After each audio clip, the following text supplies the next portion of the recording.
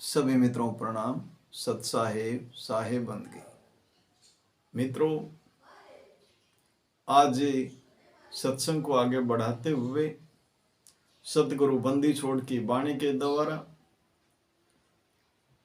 इस वाणी में क्या कहते हैं, सतगुरु बंदी छोड़ नाम के बारे में समझा रहे हैं। कहते हैं साहब, नाम बिना तेरा निस्तारा नहीं हो सकता। नाम के बारे में क्या समझाया, आइए समझते हैं मित्रों। साहेब बंदी छोड़ कहते हैं, सोई है कस नाम बिना निस्तारा, सोई है कस नाम बिना निस्तारा, देवी देवा भूतल पूजा आत्म नाम विसारा, देवी देवा भूतल पूजा आत्म नाम विसारा, वैसा के पुत्र पितो कौन से कही है ऐसो ही संसारा, वैसा के पुत्र पितु कौन से कही है ऐसा ही संसारा। साहेब बंदी छोड़ समझा रहे हैं। क्या कहते हैं साहेब बंदी छोड़? सोई है कस नाम बिना निस्तारा। उस नाम के बिना कैसे निस्तारा हो सकता है? नाम बिना निस्तारा नहीं हो सकता। नाम की प्राप्ति करनी पड़ेगी, तभी इस जीव का कल्याण हो सकता है। साथियों, एक एक बात मार्मिक है, जीव के कल्याण के लिए है, अनमोल वचन है। बड़े ध्यान से सुने। कहते हैं साहेब, आगे कहते हैं, देवी देवा भूतल पूजा आत्म नाम विचारा। ये जीव देवी देवताओं में, भूत प्रेतों में, इन्हीं की पूजा में लगा रहता है और उस नाम को, आत्म नाम को विसार दिया। जिससे इसका कल्याण हो सकता था, उसको इसने विसार दिया, क्योंकि ये उसके बारे में जानता ही नहीं है। साथियों, रामचरितमानस में भी कहा है, बड़े भाग मानुष तन पावा, सुर दुर्लभ सब ग्रंथन गावा, साधन धाम मोक्ष कर दवारा, जिन पाइन तिन परलोक सवारा। क्या कहते हैं तुलसीदास जी अपनी वाणी में? क्या समझाते हैं? वो कहते हैं, बड़े भाग थे मनुष्य का शरीर मिला, सुर दुर्लभ सब ग्रंथन गावा। ये जो मनुष्य शरीर हमारे को मिला है, इसके लिए देवी देवता भी तरसते हैं, लेकिन अज्ञानवश, अनभिज्ञतावश ये क्या हो रहा है? ये देवी देवताओं के चक्कर काटता रहता है, उल्टी दिशा में ये चल दिया है, उस नाम को विसार दिया है, उसके बारे में ये जानता नहीं है। किसी साधु की संगत नहीं करी है, सत्संग नहीं किया है, किसी भेदी गुरु से नहीं मिला है, इसलिए ये अज्ञानतावश, अनभिज्ञतावश देवी देवताओं के चक्कर में लगा रहता है। जबकि देवी देवता स्वयं ये चाहते हैं हमारे को मनुष्य का शरीर मिले और हमारे को मुक्ति मिले।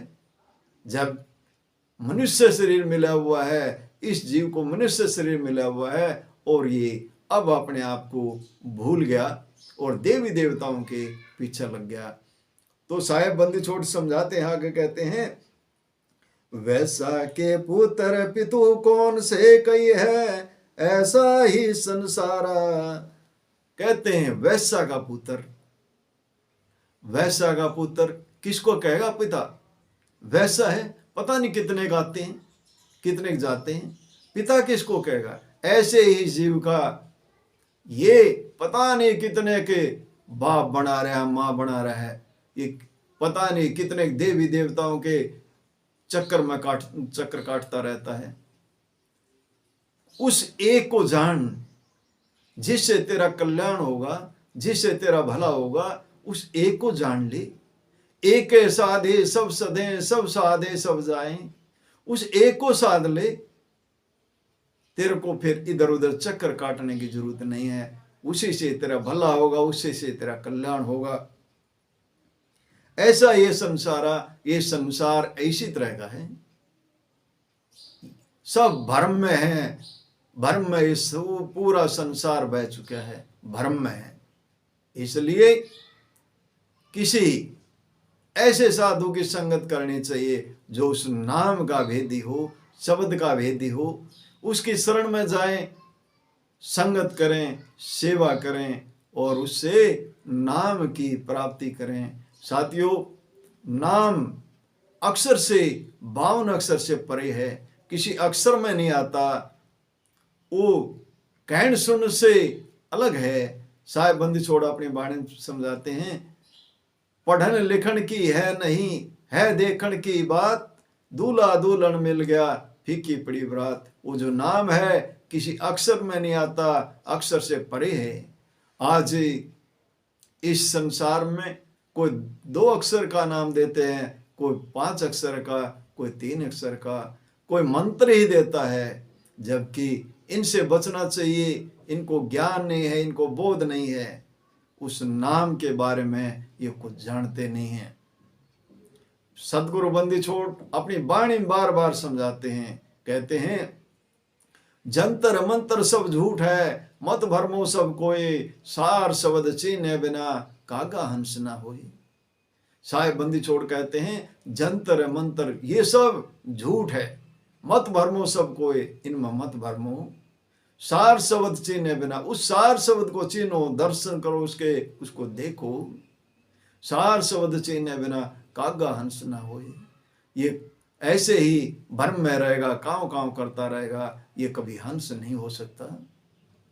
तो साहेब की बात को समझें और उस पर मनन करें, आपका कल्याण होगा, आपका भला होगा।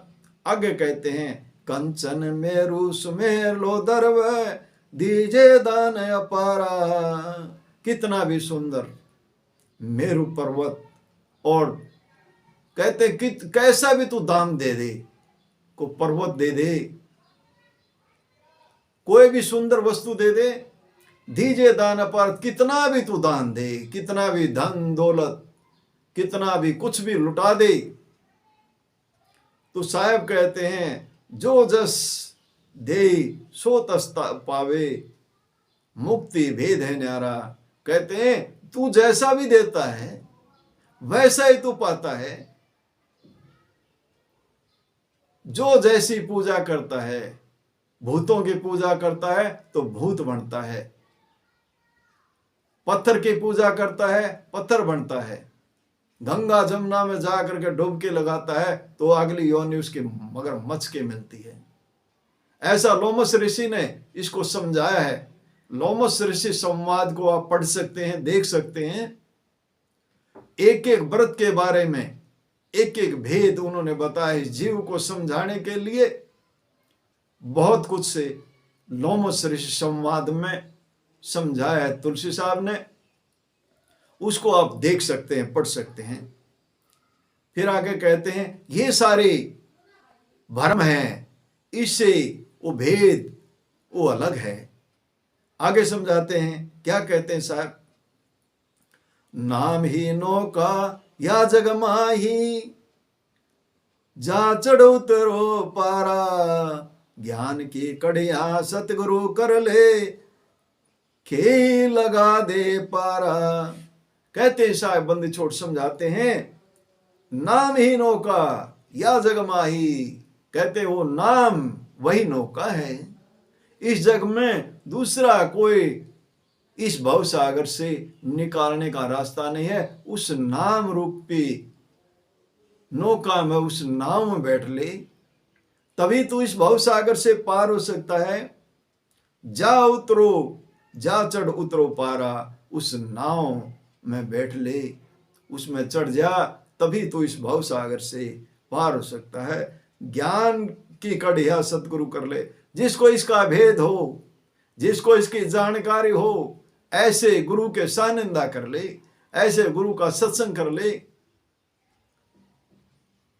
तो साथियों, उस शब्द से मिलाने की, उसके दरस दीदार कराने की, उस सतगुरु के दरस दीदार कराने की जिसमें सामर्थ्यता हो, जो उसके बारे में जानता हो, जो उसका भेदी हो, ऐसे गुरु का सानिध्य करना चाहिए।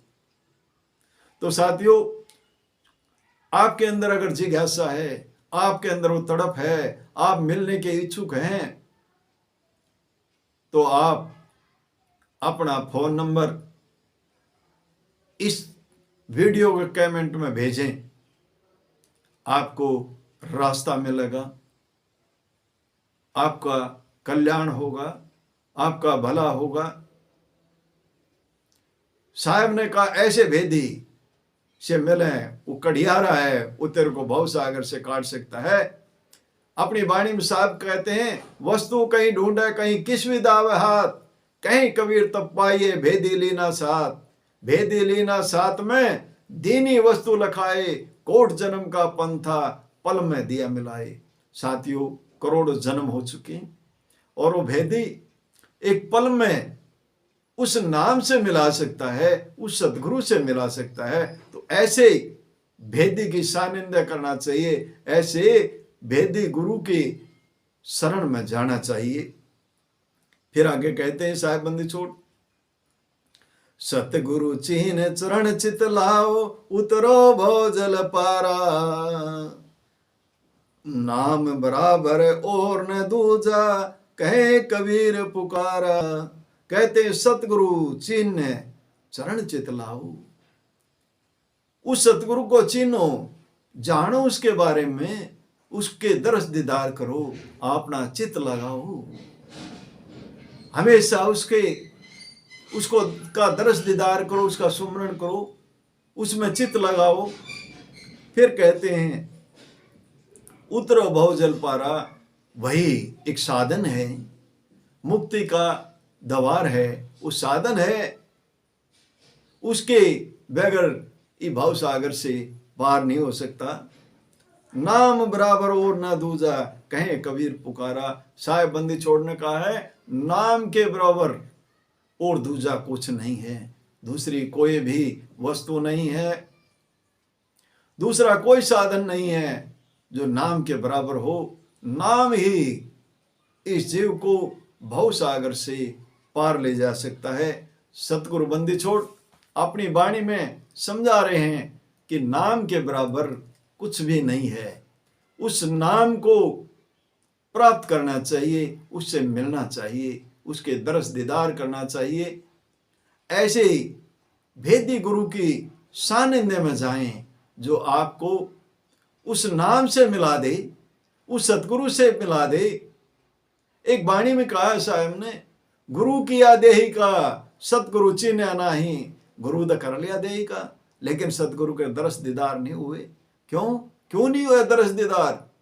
इसलिए नहीं हुए, उन्होंने एक नाम दे दिया, किसी ने 3 नाम दे दिए, किसी ने 5 नाम दे दिए, जबकि वो अक्षर का विषय नहीं था, वही 52 अक्षर से परे की बात थी, वहां तक उस जीव को पहुंचाया नहीं, भ्रम में।